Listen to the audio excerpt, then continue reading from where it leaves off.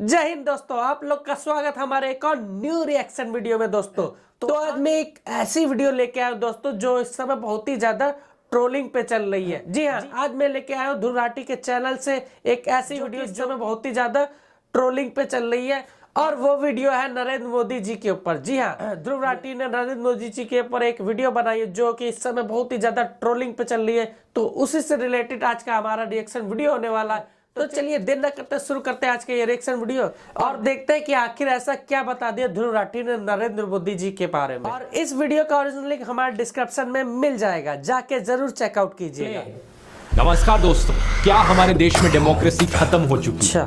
ये एक बड़ा सीरियस सवाल है। आप में से कई लोग इस सवाल को सुनकर जवाब देंगे ऑब्वियसली नहीं। हम जिस पॉलिटिकल पार्टी को चाहें उसको वोट दे सकते हैं, जिस पॉलिटिशियन को सबसे ज्यादा वोट मिलते हैं वो पावर में आता है, तो ऑब्वियसली डेमोक्रेसी तो है हमारे देश में। लेकिन ये सवाल इससे कहीं ज्यादा गहरा है। जो मैं आपको आगे इस वीडियो में आज दिखाने वाला हूँ वो काफी शॉकिंग होगा। इस वीडियो को देखने के बाद आप सोचने पर मजबूर हो जाओगे इस सवाल का वाकई में सही जवाब क्या है। हालांकि अगर आप इस टाइप के लोगों में से हो जो प्रधानमंत्री मोदी को अपना भगवान मानते हैं, वो भगवान है हमारे, हम उनकी पूजा करते हैं। प्राइम मिनिस्टर मोदी वो हमारे लिए एक अवतार है, वो एक साधारण मनुष्य नहीं है। प्रधानमंत्री इस देश के भगवान विष्णु का अवतार है। या फिर आप इस टाइप के लोगों में से हो जिन्हें लगता है कि मोदी जी ने किया है तो कुछ सोचकर ही किया होगा।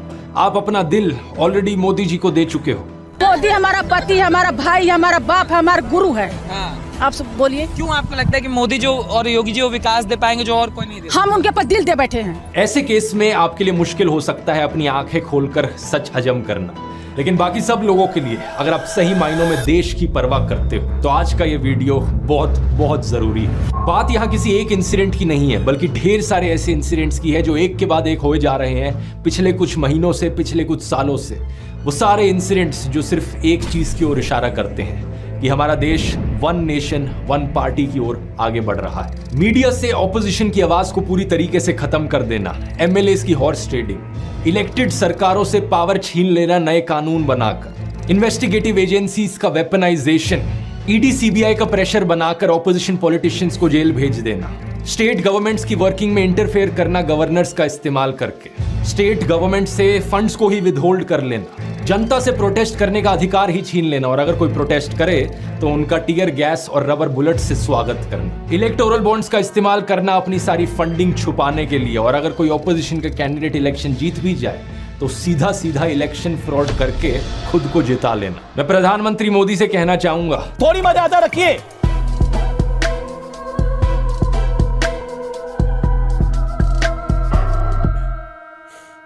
डेमोक्रेसी के ऊपर डिस्कशन करने से पहले दोस्तों हमें यह जानना जरूरी है कि डेमोक्रेसी एक्चुअली में होती क्या चीज है। बेसिक कॉन्सेप्ट है, लेकिन ज्यादातर लोगों को इस कॉन्सेप्ट पर बहुत भारी मिसअंडरस्टैंडिंग रहती है। कुछ लोगों को लगता है कि अगर देश में रेगुलरली इलेक्शंस हो रही हैं और आप वोट डालने जा सकते हो तो इसका मतलब देश एक डेमोक्रेटिक देश है।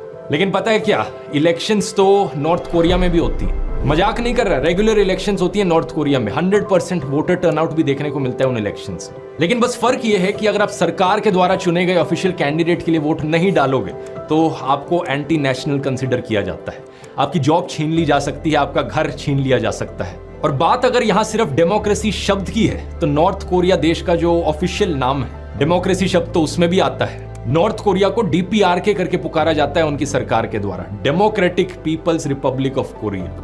लेकिन सच्चाई क्या है तो ये देश एक डिक्टेटरशिप ही।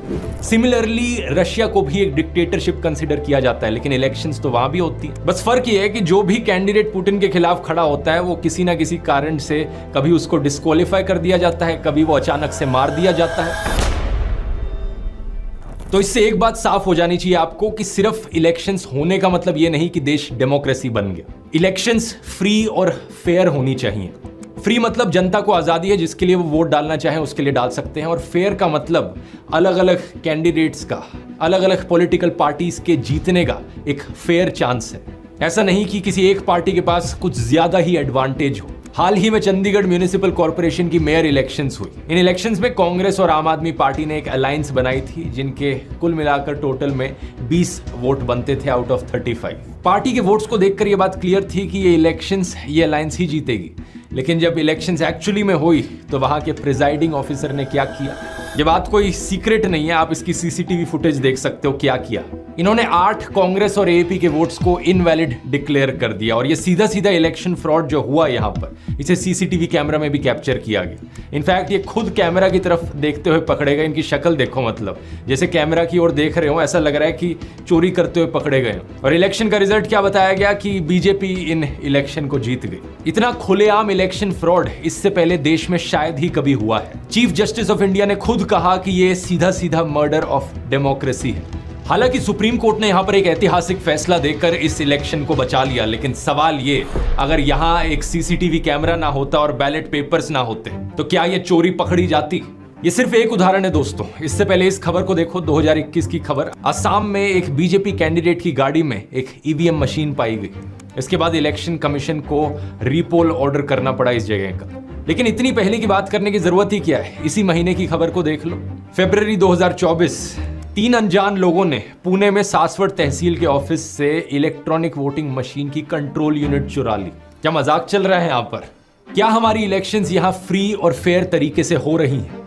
इलेक्शन कमीशन एक ऑर्गेनाइजेशन है जिससे एक्सपेक्ट किया जाता है कि फ्री एंड फेयर इलेक्शंस वो देश भर में कंडक्ट करवाएगा। लेकिन इलेक्शन कमीशन को ही एक्यूज किया गया है कि वो पार्शियल है और बायस्ड है। ये एक्यूजिशन बहुत पुराना है। सबसे पहले बीजेपी पॉलिटिशियन नरेंद्र मोदी ने ये आरोप लगाया था। सही सुना आपने, मई 2014 की इलेक्शन से पहले नरेंद्र मोदी ने इलेक्शन कमीशन पर यह आरोप लगाया था। हालांकि वो इसके बाद हुई इलेक्शंस को जीत गए थे। लेकिन पिछले 10 सालों में इलेक्शन कमीशन पर इतने आरोप लगाए गए हैं कि प्रशांत किशोर ने तो खुद ही कह दिया कि इलेक्शन कमीशन बीजेपी की एक्सटेंशन है। उनका कहना है कि उन्होंने इतना पार्शियल और बायस्ड इलेक्शन कमीशन आज तक नहीं देखा। इस कमीशन ने हमेशा रूल्स को बेंड करने की कोशिश करी है, इस तरीके से स्केड्यूल बनाने की कोशिश करी है इलेक्शंस का कि फायदा हमेशा बीजेपी को पहुंचे। इलेक्शन कमीशन ने बड़ी क्लियर डायरेक्शंस दे रखी हैं कि इंडियन आर्मी का नाम कभी भी नहीं इस्तेमाल किया जा सकता पॉलिटिकल कैंपेन्स में। लेकिन प्रधानमंत्री मोदी ने 2019 की इलेक्शन से पहले बड़ी ही बेशर्मी से वोट्स मांगे मार्टियर्स के नाम पर, एयर स्ट्राइक्स के नाम पर। मैं मेरे फर्स्ट टाइम वोटर से कहना चाहता हूं कि आपका पहला वोट पुलवामा में जो वीर शहीद हुए, उन वीर शहीदों के नाम आपका वोट समर्पित हो सकता है क्या? उत्तर प्रदेश के चीफ मिनिस्टर आदित्यनाथ तो इस हद तक पहुंच गए कि उन्होंने इंडियन आर्मी को मोदी जी की सेना बुला दिया। और मोदी जी की सेना आतंकवादियों को गोली और गोला देती है। अब इस चीज को लेकर जब इलेक्शन कमीशन में कंप्लेन दर्ज करी गई, 21 दिन तक कोई एक्शन नहीं लिया गया और 21 दिन के बाद इलेक्शन कमीशन ने अपनी क्लीन चिट दे दी। रूल्स क्लियरली लिखे हैं, उन्हें वायलेट किया जा रहा है, लेकिन फिर भी क्लीन चिट। ये इकलौती क्लीन चिट नहीं है। प्रधानमंत्री मोदी को कम से कम 4 अलग अलग केसेस में ऐसी क्लीन चिट्स मिली है। अमित शाह ने राहुल गांधी की कॉन्स्टिट्यूएंसी को पाकिस्तान से कंपेयर किया था। यह भी करना रूल्स के खिलाफ है, लेकिन इलेक्शन कमीशन ने इसमें भी क्लीन चिट दे दी। कुल मिलाकर 7 ऐसे केसेस हैं जिसमें मोदी और शाह को क्लीन चिट मिली हुई है। एनडीटीवी ने उस वक्त यह भी रिपोर्ट किया था कि 3 इलेक्शन कमिश्नर्स में से एक इलेक्शन कमिश्नर ने डिसेंटिंग राय अपनाई इन 7 में से 5 केसेस में। यानी एक इलेक्शन कमिश्नर ऐसे थे जिनका मानना था कि यहां क्लीन चिट नहीं मिलनी चाहिए। बाद में पता चला कि इन इलेक्शन कमिश्नर का नाम था अशोक लवासा। पता है इनके साथ आगे जाकर क्या हुआ? इनकी पत्नी, बेटे, बेटी, बहन सभी को सरकारी एजेंसियों के नोटिस आ गए। सिटीजन कमीशन ऑन इलेक्शंस ने अपनी रिपोर्ट में बताया कि अशोक लवासा को धीरे से इलेक्शन कमीशन से बाहर कर दिया। जरा सोचिए, ये एक इलेक्शन कमिश्नर के बारे में बात हो रही है। ये एक डेमोक्रेसी है या डिक्टेटरशिप? डेमोक्रेसी के अंदर separation of powers, independence of institutions एक ऐसी चीज है जिसके बारे में आपने स्कूल में पढ़ा होगा। हमारे सुप्रीम कोर्ट ने एक आदेश दिया था इलेक्शन कमीशन का इंडिपेंडेंस बनाए रखने के लिए कि जो चीफ इलेक्शन कमिश्नर है और बाकी इलेक्शन कमिश्नर्स हैं, उनकी अपॉइंटमेंट 3 मेंबर कमिटी के द्वारा करी जाएगी, जिसमें एक प्राइम मिनिस्टर होंगे, दूसरे ऑपोजिशन के लीडर होंगे और तीसरे चीफ जस्टिस ऑफ इंडिया खुद होंगे। ऐसा करने से ये इंश्योर किया जा सके जो इलेक्शन कमिश्नर अपॉइंट किया जा रहा है वो सही मायनों में इंडिपेंडेंट होगा, एक तरफ बायस नहीं होगा। लेकिन कुछ ही महीने पहले सरकार एक नया लॉ लेकर आई जिसमें सरकार ने कहा कि इस कमिटी से चीफ जस्टिस ऑफ इंडिया को हटाओ, हम अपना ही एक मिनिस्टर और रखेंगे इस कमिटी में। तो 3 मेंबर की कमिटी में अब 2 लोग सरकार के खुद ही हो गए जो इलेक्शन कमिश्नर को अपॉइंट करेंगे। अगर बीजेपी की नीयत साफ है तो फिर ऐसा कानून क्यों बनाया गया? क्यों सरकार यहां पर इलेक्शन कमिश्नर के अपॉइंटमेंट को भी कंट्रोल करना चाहती है? इस चीज को बाद में सुप्रीम कोर्ट में चैलेंज किया गया था, लेकिन सुप्रीम कोर्ट ने यहां कोई एक्शन नहीं लिया, ये कहते हुए कि सेपरेशन ऑफ पावर्स है। अगर सरकार एक कानून बना रही है तो सुप्रीम कोर्ट उसे इस तरीके से स्ट्राइक डाउन नहीं करना चाहता। आज के दिन इलेक्शन कमीशन ने इस चीज पर भी एक लिमिट लगाई हुई है कि एक एमएलए इलेक्शन और एक एमपी इलेक्शन में कितना पैसा खर्च किया जा सकता है। एमपी इलेक्शन में लिमिट 95 लाख रुपीस पर है। बीजेपी ने 437 सीट्स पर चुनाव लड़ा था, तो पार्टी की जो टोटल स्पेंडिंग है वो 415 करोड़ से ज्यादा नहीं होनी चाहिए थी। लेकिन कितना पैसा इन्होंने खर्च किया, इलेक्शन कमीशन की वेबसाइट पर लिखा हुआ है 1264 करोड़ रुपीस कैसे अलाउ किया इलेक्शन कमीशन ने। सेंटर फॉर मीडिया स्टडीज ने तो यह भी एस्टिमेट किया था कि बीजेपी ने पिछली इलेक्शंस में 27,000 करोड़ रुपए खर्च किए थे, जो कि 45% ऑफ द टोटल एक्सपेंडिचर था। आज के दिन का भी अगर आप डेटा देखोगे, 16,000 करोड़ रुपए की इलेक्टोरल बॉन्ड्स बेची गई हैं। इन 16,000 करोड़ रुपए में से 10,000 करोड़ से ज्यादा बीजेपी के पास गए, 1,500 करोड़ कांग्रेस के पास और 800 करोड़ टीएमसी के पास। ये सारे अमाउंट्स इलेक्शन की स्पेंडिंग लिमिट से ज्यादा है। बीजेपी लीडर उमा भारती ने एक बार कहा था, इलेक्शंस एक चॉइस है बैड और वर्स के बीच में, जो कि बात सही है। लेकिन सोचकर देखो, अगर कोई समाज सेवी जिसने अपनी जिंदगी निकाल दी लोगों की सेवा में, वो इलेक्शन लड़ने के लिए 90 लाख कहां से ला पाएगा? अपनी हवा अपनी लहर कैसे चला पाएगा? स्पेशली जब दूसरी तरफ पार्टी के पास हजारों करोड़ रुपए हों। प्रॉब्लम यहां सिर्फ इलेक्शंस की नहीं है। अगर किसी ऑपोजिशन पार्टी की सरकार बन भी जाती है तो भी उस सरकार को गिरा दिया जाता है। यहां पर अनगिनत बार एलिगेशंस लगे हैं हॉर्स ट्रेडिंग के बीजेपी पर। बार बार ये कहा गया लोगों के द्वारा कि बीजेपी एमएलएस को एक रिजॉर्ट में लेकर जाती है और उन एमएलएस का मुंह बंद कर देती है पैसे ठूस कर। क्या ये हॉर्स ट्रेडिंग के एलिगेशंस सच्चे हैं? मैं तो नहीं बता सकता, क्योंकि मैं तो उस रिजॉर्ट के अंदर झांक कर देखता नहीं हूं। लेकिन आप खुद ही सोच लो, रिजॉर्ट के अंदर वो सारे एमएलएस बैठकर लूडो तो खेलेंगे नहीं। ऐसी चीजों में इन्वेस्टिगेशन करने का काम है इन्वेस्टिगेटिव एजेंसीज का। लेकिन सारी इन्वेस्टिगेटिव एजेंसीज अगर एक पॉलिटिकल पार्टी के इशारों पर नाचें तो इन आरोपों को कौन इन्वेस्टिगेट करेगा? अब ये सोचो, इन एमएलएस के घर पर क्या कहानी चलती होगी। जो नेता इन एमएलएस को खरीद कर घर आया है, अपने बीवी बच्चों को क्या कहता होगा? अरे कहाँ हो जी, जल्दी आओ, बहुत बढ़िया खुशखबरी लेकर आया हूं, जनता की आवाज को दबाकर आया हूं, लोकतंत्र का गला घोट कर आया हूं, लाओ जी लाओ, मिठाई लाओ। और दूसरा एमएलए जो बिक गया है कुछ करोड़ पैसों के लिए, वो अपने घर में जाकर क्या कहता होगा? ये देखो मेरे बच्चों, कितना सारा पैसा लाया हूं, भारत माता के दामन पर आज हॉर्स ट्रेडिंग का दाग लगा कर आया हूं, लो मिठाई खाओ। ऐसे नेताओं पर काफी गुस्सा आता है, लेकिन साथ ही दया भी कि ये कितने मिजरेबल हैं, कितने नीचे गिरे हुए हैं। अच्छा, पैसे का लालच दिखाना और हॉर्स ट्रेडिंग करना तो सिर्फ एक तरीका है। इससे नहीं माना कोई एमएलए तो दूसरा तरीका है इन्वेस्टिगेटिव एजेंसीज, ईडी का इस्तेमाल करना, ईडी की वेपनाइजेशन। पिछले साल 14 पॉलिटिकल पार्टीज ने सुप्रीम कोर्ट में कंप्लेन करी थी कि कैसे सरकार सीबीआई और ईडी का इस्तेमाल कर रही है ऑपोजिशन लीडर्स के खिलाफ। उन्होंने बताया कि 3000 से ज्यादा रेड्स करी है इन्होंने पॉलिटिकल लीडर्स पर। 2014 से अगर कंपेयर करो तो 4 गुना का जंप देखने को मिला है ईडी केसेस में जो पॉलिटिशियंस के खिलाफ चल रहे हैं, और 95% केसेस सिर्फ ऑपोजिशन पार्टीज के खिलाफ। ईडी ने जवाब में कहा कि हमारा कन्विक्शन रेट बड़ा हाई है, 96% का कन्विक्शन रेट है, क्योंकि 25 केसेस के ट्रायल्स कंप्लीट हो चुके हैं और 24 केसेस में कन्विक्शन देखने को मिला। लेकिन सच्चाई पता है क्या है? 2005 से लेकर आज तक टोटल में 5,900 से ज्यादा केसेस रजिस्टर किए हैं ईडी ने। ट्रायल सिर्फ 25 केसेस में हुआ है, कन्विक्शन सिर्फ 24 केसेस में, यानी कि सिर्फ 0.5% केसेस काम के निकले। जब भी किसी ऑपोजिशन पॉलिटिशियन पर करप्शन का आरोप लगता है और वो बीजेपी ज्वाइन कर लेता है, अचानक से वो साफ हो जाता है, सारे केसेस उसके खिलाफ ड्रॉप कर दिए जाते हैं। किसी ने इसके ऊपर एक पोएम भी लिखी थी, वॉशिंग पाउडर मोदी, झूठ और फरेबी सब छुप जाए, संगीन आरोप भी चुटकी में मिट जाए। हिमंता बिस्वा शर्मा जब वो कांग्रेस में थे पहले, उन पर आरोप लगा था शारदा चिट फंड स्कैम का। सीबीआई ने उन्हें क्वेश्चनिंग के लिए बुलाया नवंबर 2014 में, और 2015 में जब से उन्होंने बीजेपी ज्वाइन करी है, 7 और एलिगेशंस लगे हैं उनके ऊपर करप्शन के। एक आरोप है कि एक लैंड का स्कैम हुआ है, एक आरोप है कि वो सिल्क और मुगा इंडस्ट्री का सिंडिकेट चला रहे हैं।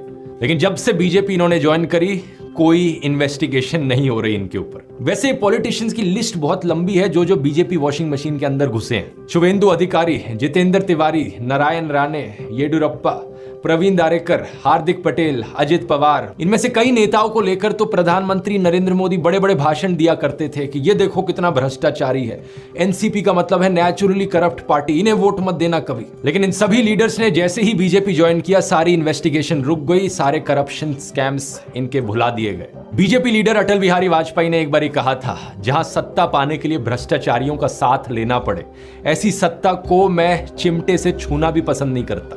अगर सत्ता हाथ में आती है तो मैं ऐसी सत्ता को चिमटे से भी छूना पसंद नहीं करता। लेकिन वो जमाना ही कुछ और था। वो बीजेपी और आज की बीजेपी जो है, इसमें जमीन आसमान का अंतर है। आज जब नितिन गडकरी से सवाल किया जाता है मोदी के वॉशिंग पाउडर को लेकर, तो वो भी हंसते हंसते जवाब देते हैं कि बीजेपी का साबुन इको फ्रेंडली साबुन है। चुनाव में जीतना इंपॉर्टेंट होता है और जो जीता वही सिकंदर होता है। बीजेपी वाला जो साबुन है वो सबको साफ कर दे रहा है वॉशिंग मशीन। इको फ्रेंडली साबुन है। तो दोस्तों ये थी वो वीडियो जो कि ध्रुव राठी ने बनाई और काफी तगड़ी वीडियो बनाई दोस्तों। इसमें एक पॉइंट मेरे को काफी अच्छा लगा। इसमें ये पॉइंट मेरे को सबसे अच्छा लगा कि भाई वो पॉलिटिक्स, वो नेता लोग जो पहले, जिनको नरेंद्र मोदी जी कह रहे थे कि भाई ये लोग बहुत गलत है, ये लोग बहुत, इन लोगों को बिल्कुल वोट नहीं देना, और जैसे ही वो लोग भाजपा को ज्वाइन करते हैं उसके बाद ये क्या हो जाता है कि भाई वो बिल्कुल सही हो जाते हैं। तो ये पॉइंट तो बहुत ही ज्यादा सटीक लगा मेरे को ध्रुव राठी वाला, कि जैसे ही वो नेता लोग भाजपा को ज्वाइन करते हैं उसके बाद वो सब लोग एकदम सही हो जाते हैं, एकदम साफ हो जाते हैं। तो भाई मैं ये नहीं कह रहा कि भाजपा गलत तरीके से चुनाव जीतती है, लेकिन अगर इस पॉइंट पे अगर गौर किया जाए तो ये काफी सोचने वाली चीज है दोस्तों। अगर ध्रुव राठी ने बताया था ये वाला पॉइंट कि भाई जब तक वो किसी अदर पार्टी में रहे तब तक तो उनको बहुत ही ज्यादा भ्रष्ट नेता बताएगा, लेकिन वो जैसे ही भाजपा को ज्वाइन किए तो उसके बाद क्या हुआ, उसके बाद वो बिल्कुल सही हो गए। तो भाई ये चीज तो बहुत ज्यादा सोचने वाली है। तो चलिए इसी के साथ ये रिएक्शन वीडियो यहीं पे खत्म करते हैं, और इसके बारे में आप लोगों की क्या राय है तो प्लीज कमेंट सेक्शन में जरूर बताइएगा कि आप लोगों को क्या लगता है ये जो ध्रुव राठी ने अपने वीडियो में बताया ये बिल्कुल सही है। आप लोगों के इनके पॉइंट कैसे लगे, तो आप लोग को क्या लगता है ये जो ध्रुव राठी ने अपने वीडियो में एक्सप्लोर किया है, वो भी चुनाव के पहले ये सब चीजें जो एक्सप्लोर की है, क्या ये बिल्कुल सही है और सच्ची चीजें है? तो प्लीज कमेंट सेक्शन में जाके जरूर बताइएगा, और ये भी बताइए कि आज का रिएक्शन वीडियो आप लोग को कैसा लगा। अगर ये वीडियो आप लोग को अच्छा लगा तो प्लीज लाइक कर दीजिए, चैनल पर नया हो तो सब्सक्राइब कर दीजिएगा, एंड बगल में दिए गए बेल आइकन उसको जरूर दबा दें, क्योंकि इसी प्रकार की रिएक्शन वीडियो मेरे चैनल पर टाइम टू टाइम आती रहती है। तो फिलहाल आज के लिए इतना ही, मिलता हूं मैं अपने नेक्स्ट वीडियो में। ओके बाय, जय हिंद एंड वंदे मातरम।